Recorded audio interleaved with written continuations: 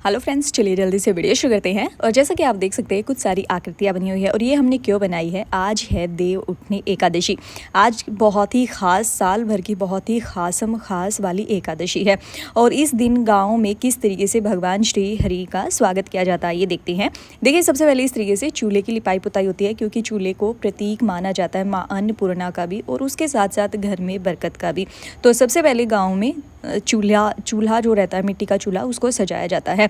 मैं आपको एक चीज़ और भी बता दे रही हूँ। ऐसा बोला जाता है कि कई महीनों बाद भगवान श्री हरि जो है निंद्रा से उठते हैं और गांव में उनका स्वागत कुछ इसी तरीके से होता है। और आज माँ तुलसी का भी विवाह कहते हैं कि आज के दिन ही हुआ था। तो बहुत सारे सेलिब्रेशन होते हैं और कुछ इस तरीके से होते हैं। सबसे पहले तो जो लिपाई पुताई की जाती है चूल्हा की, वो इस तरीके से की जाती है कि इसमें होती है काली मिट्टी या तो पीली मिट्टी, कुछ इस तरीके से मिट्टी रखी जाती है। साथ ही गाय का गोबर, गाय के गोबर से लिपाई करना जो चूल्हा की है बहुत ही शुभ माना जाता है। अगर किसी के घर में थोड़ा बहुत कच्चा रास्ता है तो वो उसकी भी लिपाई पुताई करते हैं। उसके बाद क्या किया जाता है, जैसे ये सूख जाएगा तो जब एकादशी होती है सुबह सुबह इस तरीके से लिपाई पुताई की जाती है ताकि ये सूख जाए शाम होते होते।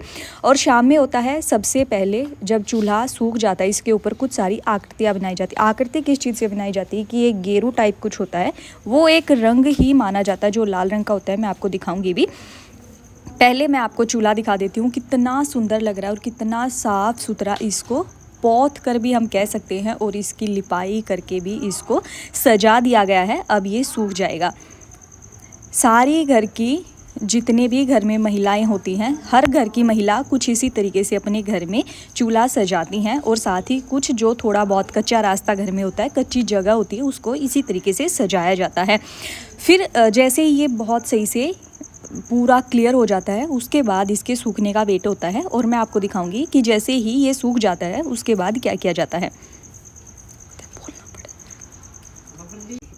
तो अब चलिए देखते हैं। और कुछ इस तरीके से हो चुका है इसका काम। फाइनली लुक कुछ इस तरीके से आप देखें, बहुत ही ज़्यादा सुंदर दिख रहा है हमारा चूल्हा।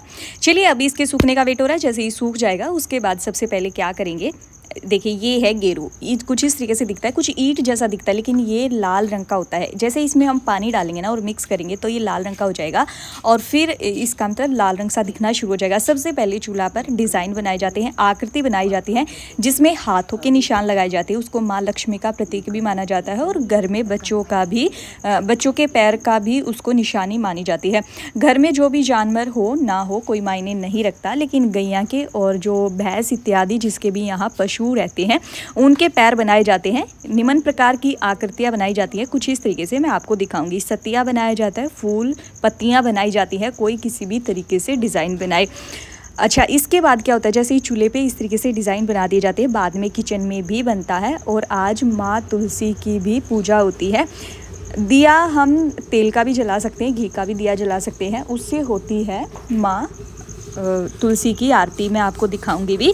दिन में अच्छे से नहला दिया जाता है, तुलसी को साफ़ कर दिया जाता है, ताकि क्योंकि शाम में दिया जलाया जाता है तो शाम में हम पानी नहीं डाल सकते तुलसी के अंदर, तो इस करके सुबह में ही सही से साफ़ सफाई कर दी जाती है तुलसी की और फिर उसके अंदर दिया प्रज्वलित किया जाता है।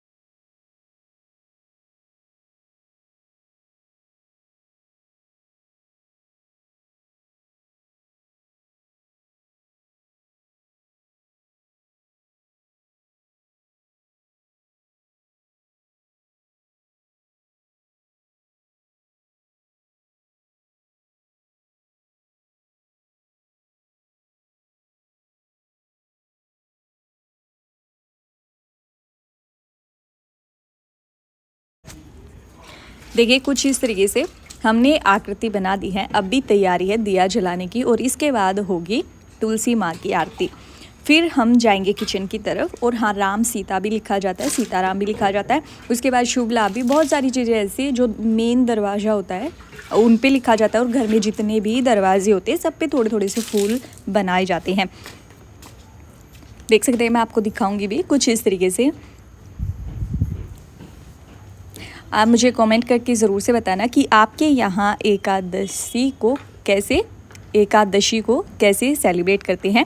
देखिए ये है हमारी किचन और किचन के अंदर भी कुछ इसी तरीके से कई सारी चीज़ें, कई सारी आकृति बनाई जाती है। उसके बाद पता है क्या होता है, जैसे ये सूख जाएंगे ना तो घर में कुछ भी ऐसा मीठा बनाया जाता है। हमारे यहाँ ज़्यादा क्या बोलते हैं उनको, पूड़ा, लाइक मालपुआ कुछ ऐसे बनता है और उनको 2 3 4 जितना भी क्वांटिटी में इनमें दबा दिया जाता है। यानी कि यहाँ एक प्लेट में रख के ऊपर से एक कवर कर दिया जाता है, प्लेट से या किसी भी कपड़े से कवर कर दे। उसके बाद थोड़ा सा भगवान को भोग लगा देते हैं। कुछ 5-10 मिनट के बाद भगवान को बोलते हैं कि भोग स्वीकार करे जो भी भगवान श्री नारायण हरि को। और फिर उसके बाद क्या होता है, उनको खा लिया जाता है। पूरा परिवार थोड़ा थोड़ा करके खाता है। परिवार में जितने भी सदस्य होते हैं सारे ही खाते हैं। ऐसा माना जाता है जब यहाँ जो खाना रखा जाता है अभी इनके सूखने के बाद और फिर भगवान को जैसे उनका भोग लगाया जाता है, माना जाता है कि ये खाना थोड़ा थोड़ा सारे जब खाते हैं तो उसके बाद उनकी आँखें स्वस्थ रहती हैं। आँखों की स्वस्थता के लिए और शरीर की स्वस्थता के लिए सबको प्रसाद रूपी खाना बांट दिया जाता है, थोड़ा थोड़ा सब खाते हैं। आई होप आपको वीडियो पसंद आया होगा। और तो चलिए मैं आपको थोड़ा सा दिखा भी देती हूँ। देखिए कुछ इस तरीके से प्लेट में जैसे ही सूख जाएगा तो यहाँ खाना रख दिया जाएगा और इस तरीके से कवर कर दिया जाएगा। थोड़ी देर के बाद इसको टपटपाते हुए, टैप टैप करते हुए उठा दिया जाएगा और सब में खाना बांट दिया जाएगा। तो चलिए फिर आपसे मिलते हैं नेक्स्ट वीडियो में, तब तक के लिए बाय बाय। और हाँ, वीडियो को लाइक ज़रूर से करना है।